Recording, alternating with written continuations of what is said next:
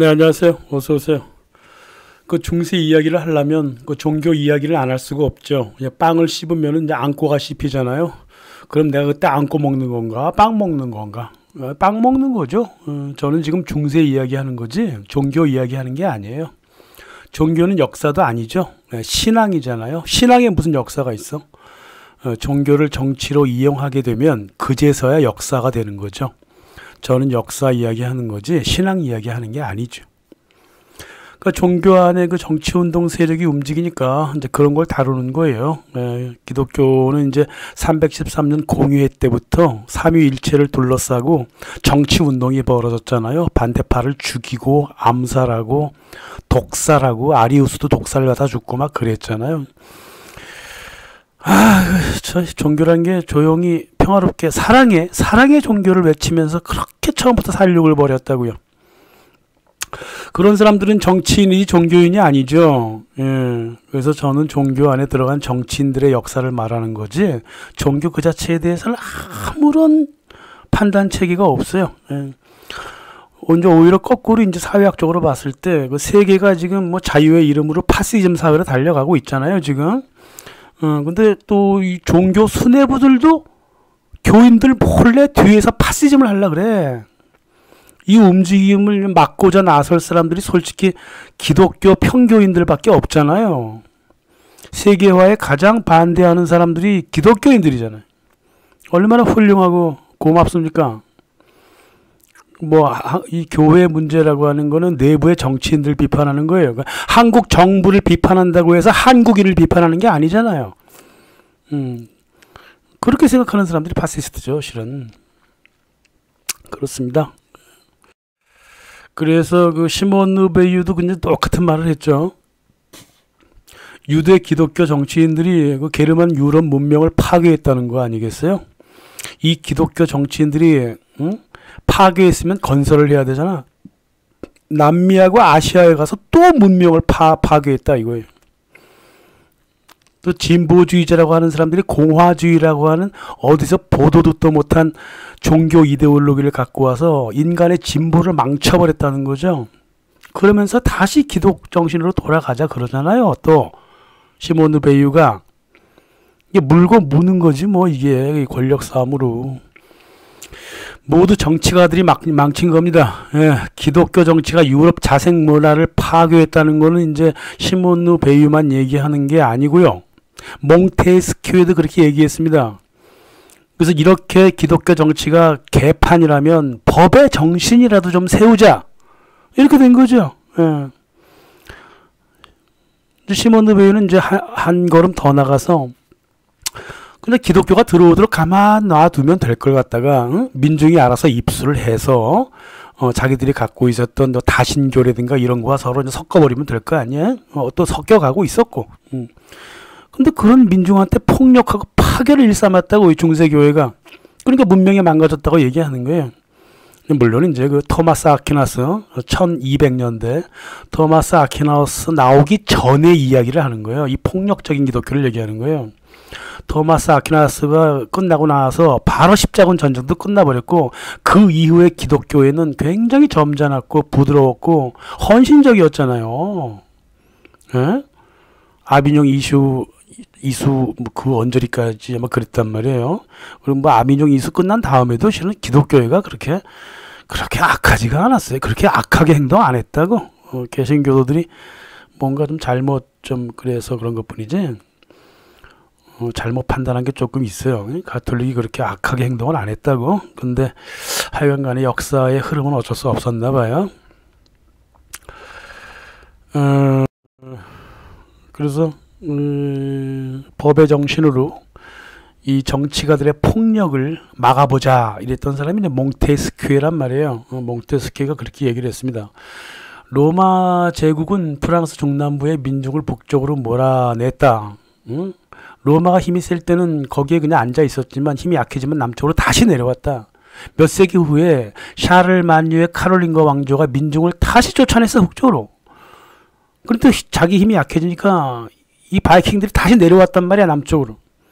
그래서 로마 제국이든 간에 카롤린거 왕국 제국이든 간에 이런 사람들은 자유로운 이민족과 밀물과 썰물이 막 휘날리듯이 같이 섞였다 이렇게 얘기한다.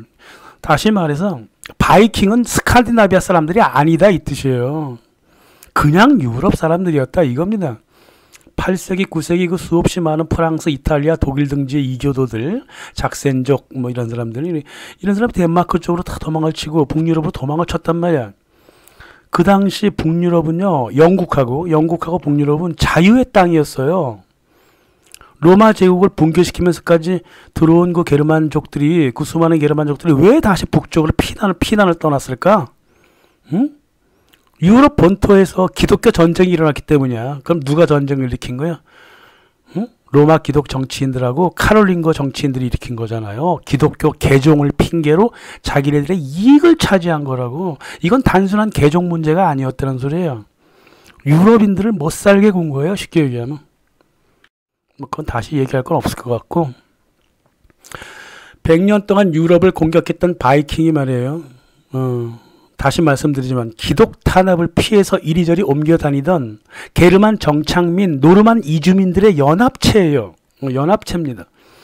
바이킹 중에서는 포르투갈 출신도 무지 많았고, 프랑스 켈트 출신 많았고, 브루톤 출신도 되게 많았고요. 독일의 게르만 일반 지역민들이 수도 없이 많았어요. 마치 동학혁명처럼 유럽인들이 유럽의 기독사회를 공격한 거라 그 말이야. 지네들을 하도 많이 괴롭히니까. 그래서 어디까지 가냐면 폴란드에도 바이킹 무덤하고 유물이 발견되거든요. 그리고 폴란드 학자들이 처음에는 뭐라 그랬냐면, 야, 바이킹이 폴란드까지 들어왔구나. 길도 없는데 어떻게 들어왔을까? 막 이랬다고. 근데 몇 년 전부터, 한 10년 전부터 생각이 바뀌어갖고, 아니네, 이거. 가만 보니까, 이 바이킹이 침략한 게 아니라, 폴란드 사람들이 바이킹 세력에 합류했다가, 일이 끝나니까 고향으로 돌아와서 무덤에 묻혔구나. 이렇게 결론을 내리고 있어요.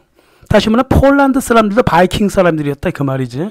자, 그러면 서쪽에 그 수많은 게르만족들이 바이킹에 합류했고, 동쪽에 스웨덴 사람들이 슬라브 사람들이랑 합쳐갖고 키예프 러시아를 만들잖아. 다시 말하면 전 유럽인들이 바이킹화 되었다고 보는 게 옳단 말이에요. 이게 유럽을 침략한 거야? 유럽을 형성시킨 거지? 유럽의 다신교 심장부가 바이킹의 역사란 말이에요. 그걸까지 지금까지 그 역사를 지워오고 숨겨온 놈들이 누구냐고. 응? 기독교가 지역 전통과 함께 그 게르만 민족 속에서 자체적으로 융화하고 있었거든.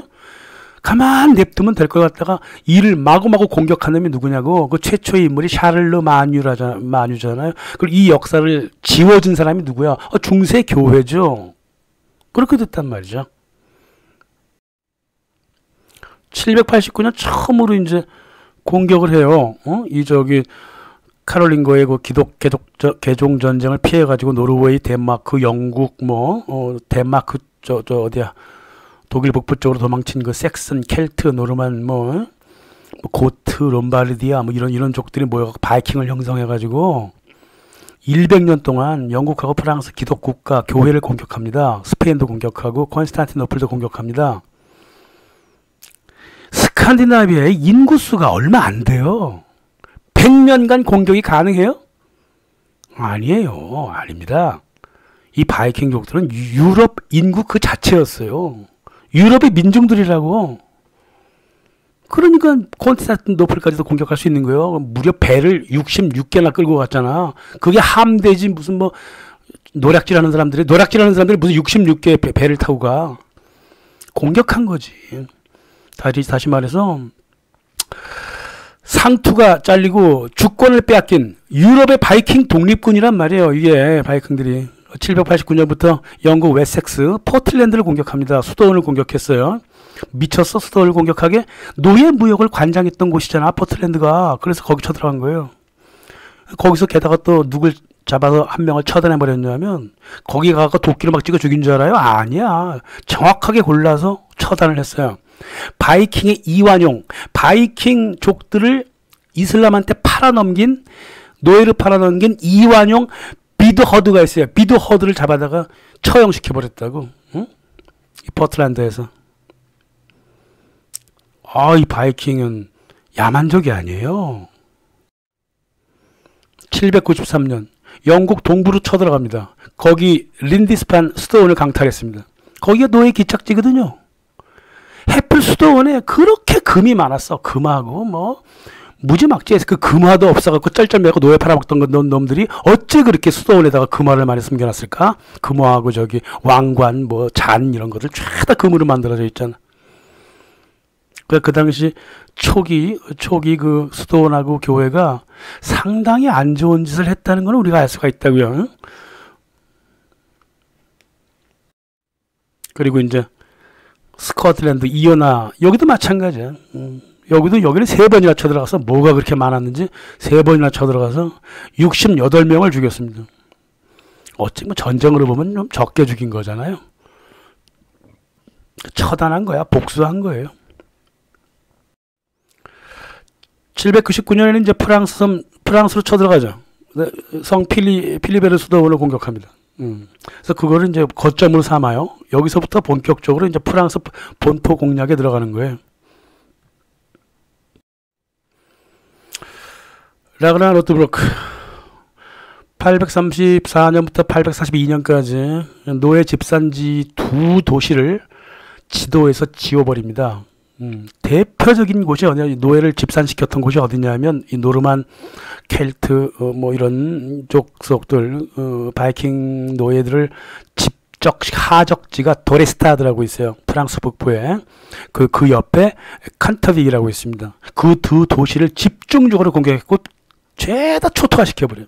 불에다 태워버려. 그래갖고 프랑스에 저 도시 이름이 없어. 지금 지도에서 진짜 지어줬다니까요. 왜?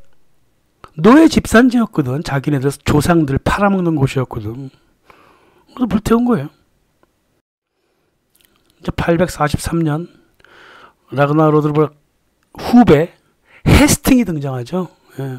헤스팅이 뭐 라그나의 뭐 아들이라는 뭐 그거 다 근거 없는 소리고요. 아들은 아니고요. 이 사람은 프랑스 출신이에요. 뭐 덴마크에서 호적은 덴마크라고 하지만 뭐 아무튼 그 사람이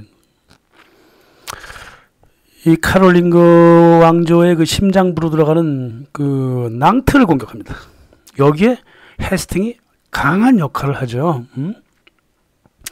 얼마나 낭트를 두둑게 팼던지 이 카롤링거 제국이 그해 843년에 나라가 3개로 쪼개져 버려요.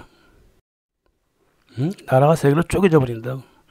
그래서 동쪽은 게르만 노르만 이교도들이 편안하게 자리를 잡아. 그게 동부 쪽이에요. 프랑스 동부, 독일 서부 이쪽이라고. 저쪽이 그래서 항상 뭐 종교 개혁이면 이런 게 많았어. 저쪽에서. 그게 다 이제 옛날 그 게르만 종교 이교도라고 얘기하지만은 뭐 파가니즘이라고 나 얘기하고 싶지 않아요. 이교도가 아니라 자기네 자신들의 그 종교들이 다 있었거든. 그걸 어떻게 이교도라고 그래? 누구에 대하여 이교도야? 기독교에 대해서 이교도잖아요. 그러지 말자고요. 그냥 게르만 종교다고 얘기하면 되지. 뭘 그렇게 구별하고 차별하려고 그래? 그래서 나라가 분열될 정도로 그렇게 무너뜨렸어요. 카롤링저 제국을. 건국 43년 만에 이 모양 이 꼴이 돼버렸다고. 그러니까 누가 그렇게 짖고 까불고 그렇게 옆에 사람 들게 패고 그러래?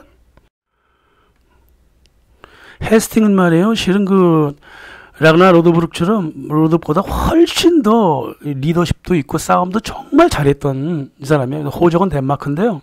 출생지는 프랑스고요. 프랑스 국민으로 자라난 거예요. 카롤링거 제국민으로 자라났다고. 그러니까 자기가 카롤링거 제국에 반해서 싸웠다고. 그렇게 된 겁니다.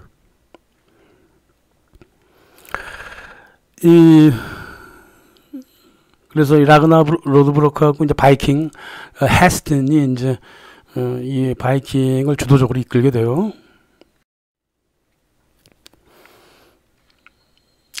저기 낭트 공격 말고 이제 45년이 되면 바이킹 승리에 이제 방점을 찍어버리는 파리 공략이 시작됩니다. 라그나 로드브로크가 앞장을 서죠. 그래갖고 파리까지 쳐들어갔고요. 파리 남쪽에 생제르망 데 프레라고 있어요. 여기 생제르망 데 프레. 그리고 생르전비에브 빵대웅이 있죠. 거기 교회다 불태워버리고 111명의 기독교 대표자들을 하나씩 모아다가 처형을 해버립니다. 야만족이라면 이렇게 골라서 처형 안 하죠. 자기네들의 민족과 조상들한테 해를 끼친 자들을 모아다가 처형을 한 거예요. 그리고 파리 사람들이 꼼짝을 못하고 벌벌벌 떨었잖아. 그때 파리는요, 지금처럼 큰 파리가 아니라 작은 섬, 노틀담 성당에 있는 그 섬 하나만 파리였어요. 그러니까 뭐 옴싹달싹 못하지 뭐 파리 시민들이. 결국은 이제 카롤린거 왕 대머리 샤를이 있어요. 목에다 칼을 들이대고 일단 7,000파운드를 달라고 그래갖고 받았습니다. 보상금이지 뭐, 자기 조상들 죽인 데에 대한 보상금. 샤를만요, 다시 말해서 대머리죠. 원래 대머리인데 사진에서는 대머리가 아니게 나오네.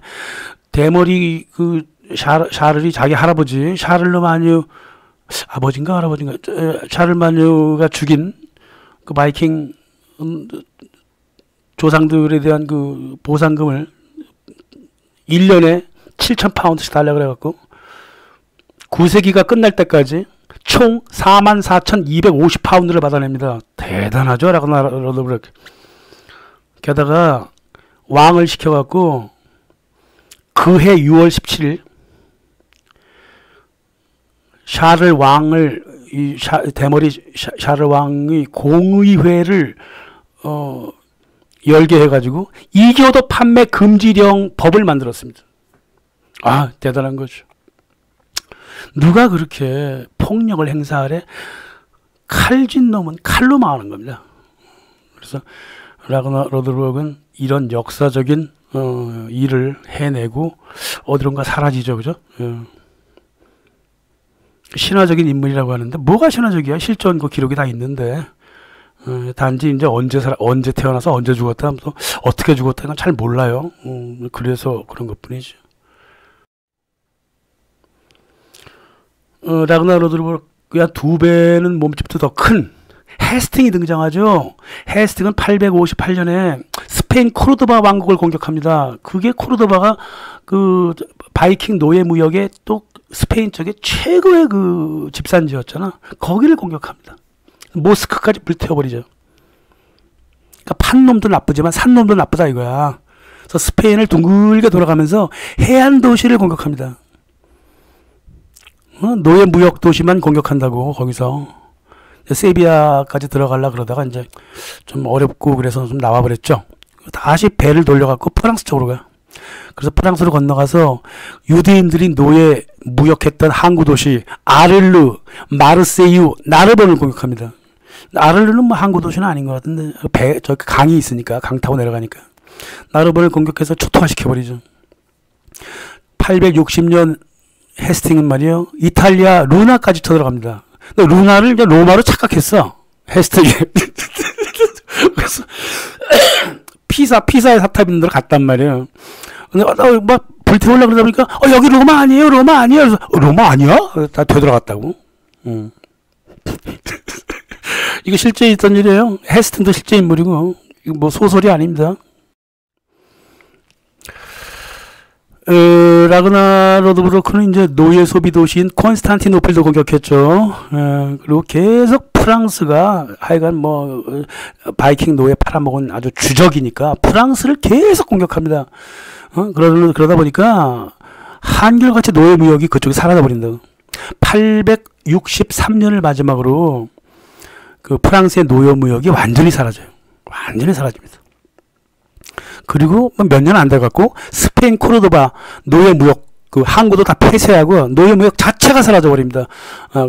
그래도 노예 무역은 계속 있었어요. 이제 아프리카 마물룩족들이 이제 그 노예의 그 유통망을 그 남쪽에서 차지를 했죠. 그 동쪽은 계속 하고 있었어. 그 동쪽은 슬라브족들은 계속 노예 팔고 있었습니다.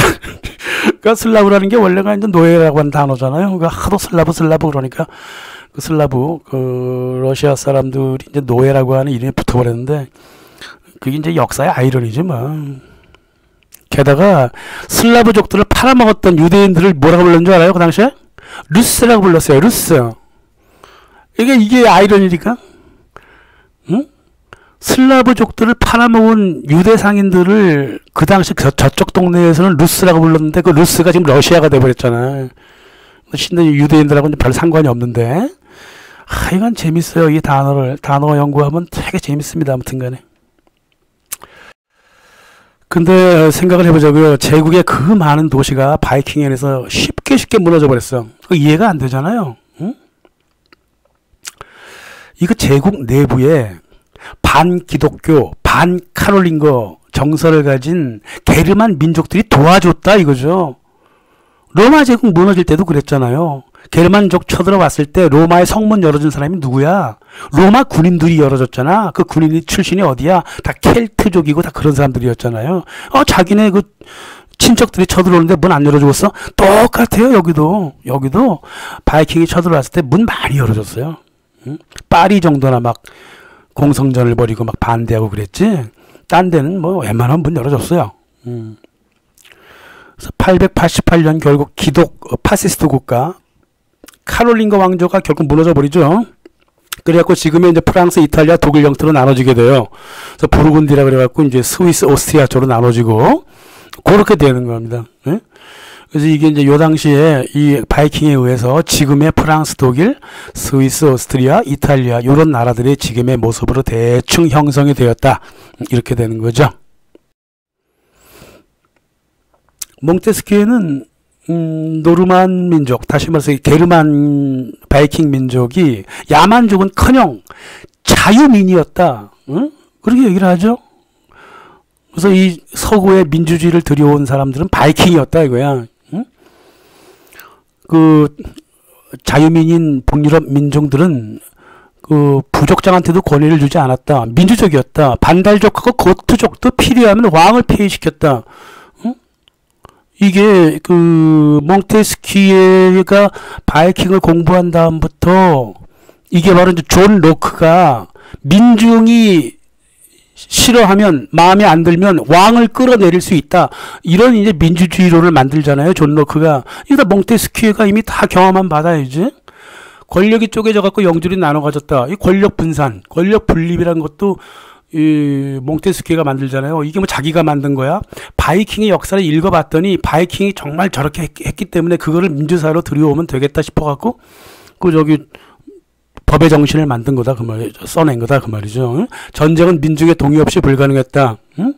이게 뭔 소리야 이게 다시 말해서 공화주의의 원칙이잖아요. 공화국의 모든 권력은 민중으로부터 나온다. 이게 바로 이 바이킹으로부터 출발했다 그 말이지. 몽테스키는 이제 그렇게 해석을 하는 거예요. 그래서 그 자기 책에다 써내고 세금도 왕한테 쓰는 게 아니라 백성한테 썼다 이거지. 이 복지 개념도 만들어진 거고 이미 그때 다 만들어진 거. 몽테스키가 얘기한 모든 건 다 그 7세기 8세기 바이킹 게르만족들이 다 하고 있던 일이야 이게. 그러니까 크로포트킨이 그렇게 주장하잖아요. 개소리 하지 말아라. 게르만족 자체가 자치적으로 민주주의를 이끌어갔다. 뭐 나중에 민주주의가 만들어진 것처럼 거짓말하냐. 맞는 소리죠. 네, 몽테스키를 읽어봐도 마찬가지고요. 법은 의회가 만들었다. 이거 입법부가 의회잖아요. 이게 하늘에서 뚝 떨어진 게 아니란 말이야. 응? 이게 게르만 마을 의회가 모든 법을 만들어요. 응? 저도 뭐 몇 가지 좀 소개한 바 있습니다만은 이렇게 민주적으로 흘러간 게 게르만족들이었다. 이제 몽테스키는 이렇게 이제 얘기를 하고 있어요. 근데 뭐 조금 제 잘못된 생각은 뭐냐면 이 사람이 동유럽은 안 그랬다 이거야. 슬라브는 안 그랬다는 거야. 그러면서 러시아를 또 깎아내려. 슬라브도 오히려 크로포트킨은 슬라브 쪽에서도 민주적이었다고 얘기합니다. 그러니까 이게 진영 논리를 아직까지 갖고 있는 거야. 몽테스키가 이렇게 열심히 공부한 사람도 진영 논리에 빠져 있다고 이렇게. 아무튼 그 뭐 다른 얘기고. 이 게르만족들이 말이에요. 여러 종교 다신교를 갖고 있었다고. 뭐 여러 얘기가 있어요. 뭐 히텐이든 뭐 이런 종교도 있었고 오딘 종교도 있었고 이제 바이킹 스칸디나비아는 오딘 종교를 믿었잖아요. 오딘 범신론. 절대신도 아니고 또 절대 진리를 가진 것도 아니야. 신인데도 그래. 그러니까 귀신 개념이지 뭐 우리나라 같으면. 그래서 아버지 같은 신이야. 항상 그 귀신과 대화하려고 그러고요. 때리기도 하고 죽기도 하고 그래. 신이 죽기도 합니다. 그게 오딘 종교의 특성이에요. 항상 평등해야 했고요. 정의로움, 망치 들고 다니는 게 그 정의의 상징이거든.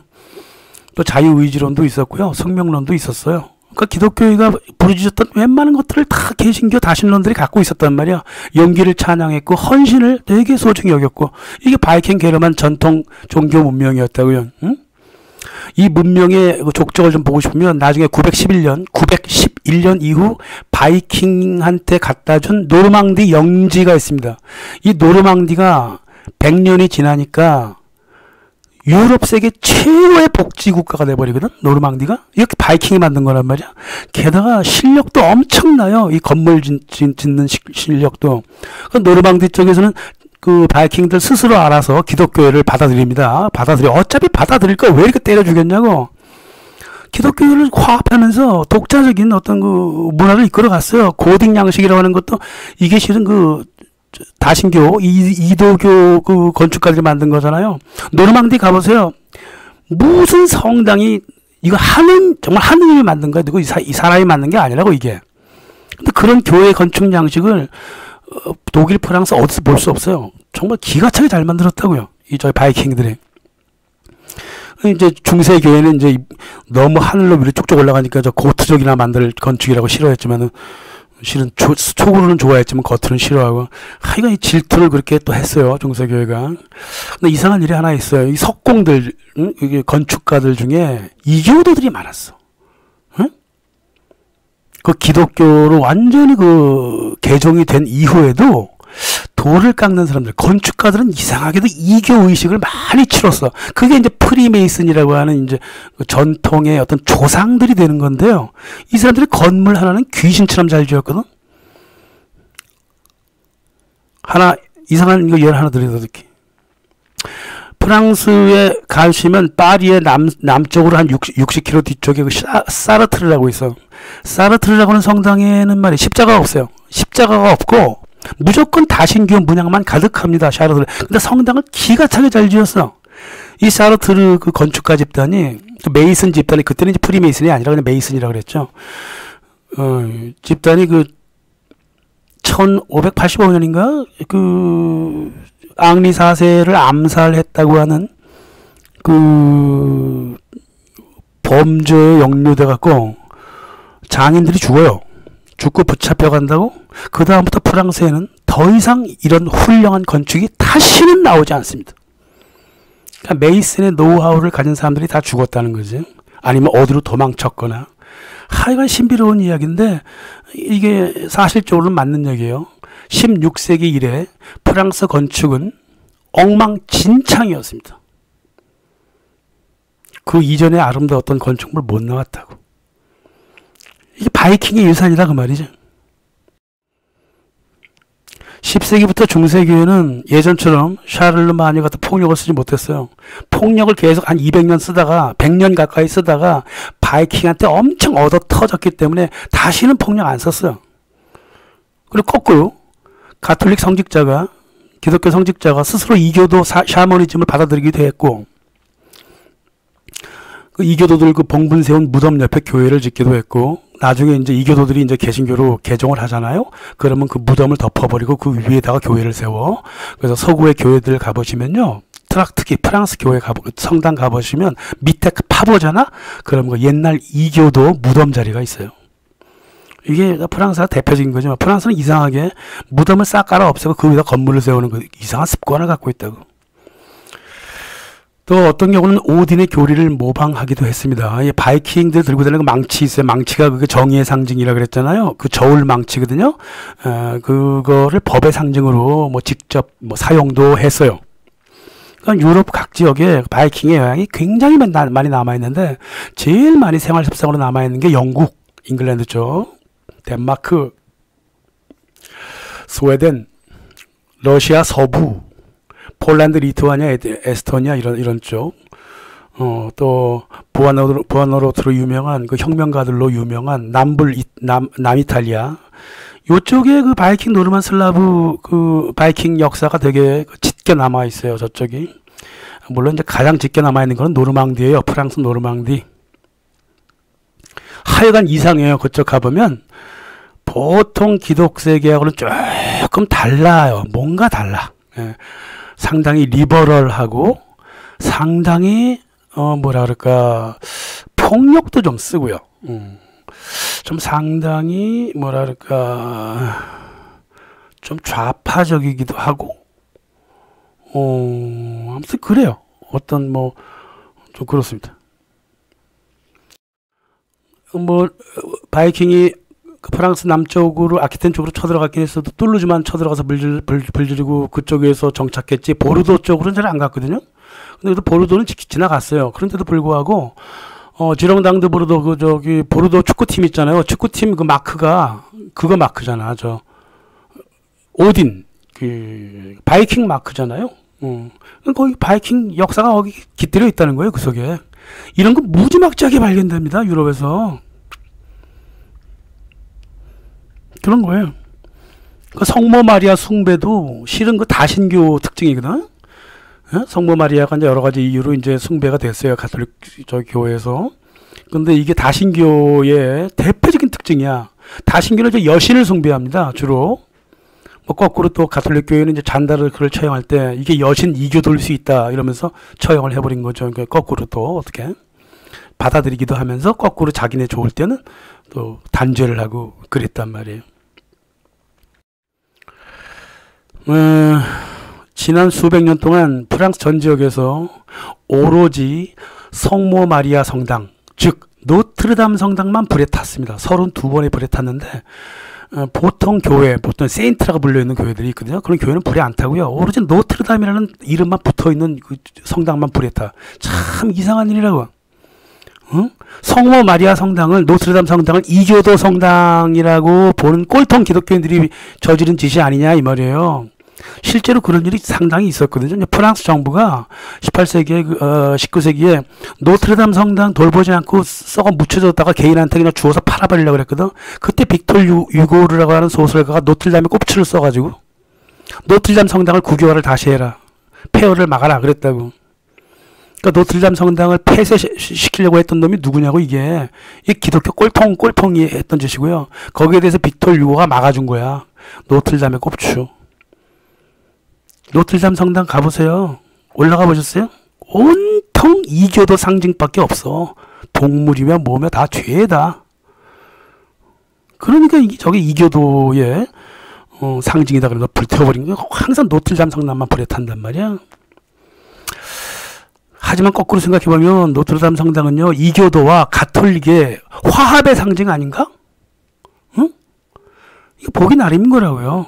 제가 볼 때는 저게 이교도와 가톨릭의 화합의 상징이 저기 노트르담 성당인데, 또 이제 꼴통 기독교인들이 봤을 때는 이제 이단의 상징이라고 또 보겠죠. 아니, 한 우여곡절 많은 노트르담 성당입니다. 아무튼 간에. 이것도 바이킹의 영향이다 그 말이죠. 10세기가 오기 전에 유럽 사람들한테 기독교는 유대교하고 똑같았어요. 차이가 없다고. 17세기 종교개혁 났을 때도 유대인들 깍깍깍 웃었잖아요. 지들끼리 잘 싸운다고. 유대교는 가톨릭하고 개신교를 똑같은 종교로 본다고요. 10세기가 오기 전에 유럽인들은 유대교, 기독교, 이슬람교 똑같이 봤어. 똑같이 아브라함의 그 종교라고 봤다 이 말이에요. 다시 말해서 같은 뿌리를 가진 동양의 팔레스타인 종교였을 뿐이기 때문에 자기네가 이교도를 간직한다는 것은 유럽의 종교를 간직한다고 믿었다고요. 그러니까 중세교회랑 그렇게 싸웠던 거예요. 또 중세교회는 또 아니야 우리는 그리스 영향을 받은 헬레니즘 기독교야 뭐 헛소리를 했지만은 자족적인 그냥 자만감에 불과한 거고 남이 봤을 땐 그런 생각 안 해요.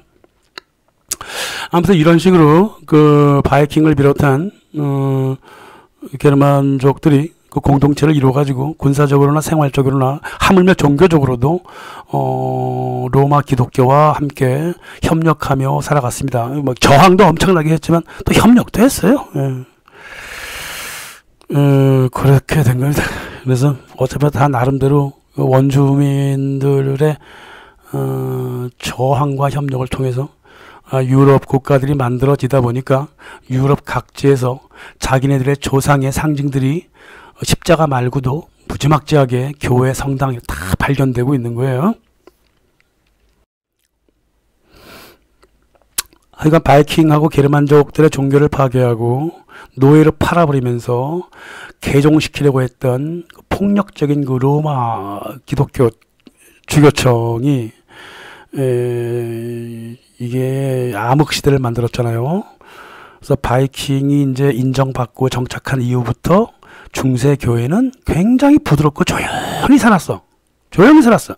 근데 갑자기 1077년에 그레고리 7세가 옛날 버릇을 또 갖고 나오네? 레오 3세 혹은 샤를르마뉴가 다시 태어났어. 그래갖고 교황이 황제보다 더 위대하다 그러면서 하일리 4세를 파문해버렸단 말이에요. 신성 로마 제국이라는 게 별게 아니잖아요. 약한 놈 건드린 거야 다시. 그러니까 신성 로마 제국을 계속 이용해 먹죠. 교황청이. 다시 한번 이용해 먹는 거야. 1077년에. 황제가 화가 나갖고 1년 후에 이제 교황청 쳐들어가서 그레고리 7세를 붙잡아갖고 체포해버리잖아요. 우리 나중에 죽는다고 저 사람이. 왜 그 자충수를 두고 그래? 그러니까 자꾸 그렇게 권력을 하려고 자꾸 그런단 말이야. 그런 사람들이 그 자충수를 그렇게 둬요.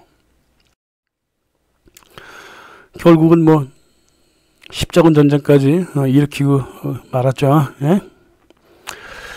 이게 이제 대형 사고를 쳐버렸어요. 150년, 뭐 아직 깔끔하게 얘기하면 100년 정도예요. 나머지 9차까지 십자군 전쟁이 있잖아요. 근데 뭐 5차, 6차, 7차 이건 십자군 전쟁을 볼 수도 없는 것들이고. 그래서 토마스 아퀴나스가 그런 짓 그만하라고 그랬잖아요. 그만하고 합리적이고 현실적으로 교리를 펼쳐야지. 왜 칼 휘두르면서 난리를 치냐. 이제 그랬다고. 토마스 아퀴나스가 없었다면 이 사람이 이제 1290년인가 죽잖아. 근데 해필 1291년에 십자군 전쟁이 완전히 끝나버린다고. 다시는 전쟁 없어. 종교전쟁. 종교개혁 빼고 이슬람하고. 토마스 아퀴나스가 없었다면 교황청이 그 정치꾼들이 말이에요.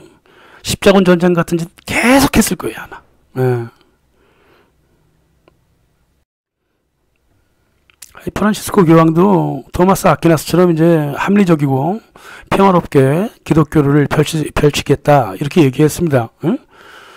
토마스 아퀴나스는 아주 신앙과 이성을 적절하게 잘 조화하지 않았느냐 이러면서 자기도 아퀴나스처럼 그 가톨릭을 이끌겠다 그랬는데 이게 선을 좀 넘죠. 프란시스코 이 성화님이 선을 넘어. 타 종교와 평화롭게 잘 살자. 이거 누구나 좋아하는 거예요. 응? 근데 너무 심해요. 응? 너무 심하다고. 라마단 시작하는 날 막 축성을 해주고 말이에요. 교회는 무슬림 편이라고 그러고 그렇게까지 얘기할 필요 있을까? 또 무슬림들 발에다가 키스를 하고 이거 토마스 아퀴나스가 봤을 때는 이것도 이성적이고 합리적인 행동이 아니라고 볼 수 있잖아요. 그죠? 왜 저런 제스처를 자꾸 취하지? 왜 그러지? 종교들끼리 서로 평화롭게 살자 그런 건 좋아. 근데 제스처가 좀 오버한단 말이야. 응? 근데 오버 정도를 지나갔고요. 가톨릭의 1000년 이상의 교리 자체를 파괴해버리는 제스처를 자꾸 취한다고. 왜 그럴까? 응?